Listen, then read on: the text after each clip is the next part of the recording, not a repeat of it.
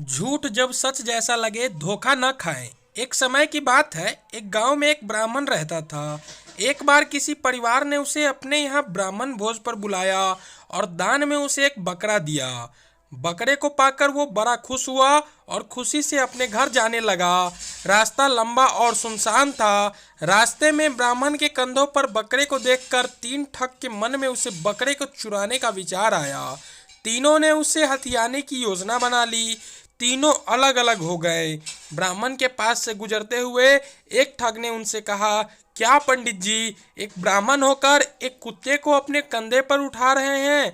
अपने ब्राह्मण ने कहा, अंधे हो क्या? कुछ भी अनाप शनाप बोलते रहे हो। तुम्हें दिखाई नहीं देता ये कुत्ता नहीं बकरा है? इस पर ठग ने कहा, मेरा काम था आपको बताना, आगे आपकी मर्जी। थोड़ी दूर चलने के बाद ब्राह्मण को दूसरा ठग मिला। उसने ब्राह्मण से कहा, पंडित जी, क्या आप नहीं जानते उच्च कुल के लोगों को अपने कंधों पर कुत्ता नहीं लादना चाहिए? ब्राह्मण ने उसे भी झिड़का दिया और आगे बढ़ गया।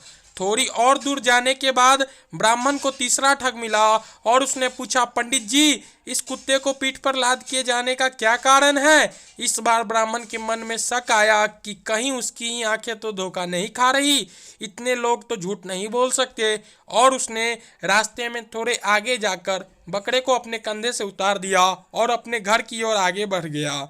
उसके आगे जाते ही तीनों ठग बकरे को वहां से उठा ले गए और उसे मारकर उसकी दावत खाई। तो दोस्तों, इस कहानी से यही सीख मिलती है कि कई बार झूठ को भी मेजोरिटी से बोलने पर वह सच जैसा मालूम पड़ता है और लोग धोखे का शिकार हो जाते हैं। आशा करता हूँ कि आपको ये कहानी पसंद आई होगी और आपको इस कहानी से ज़रूर कुछ सीखने को मिली होगी। और ऐसे ही हर रोज़ एक नया कहानी सुनने के लिए और ज्ञान पाने के लिए हमारे चैनल को सब्सक्राइब कर दे। और कहानी का कौन सा भाग आपको सबसे अच्छा लगा हो हमें कमेंट में ज़रूर बताएं। तब तक के लिए जय हिंद और जय भारत।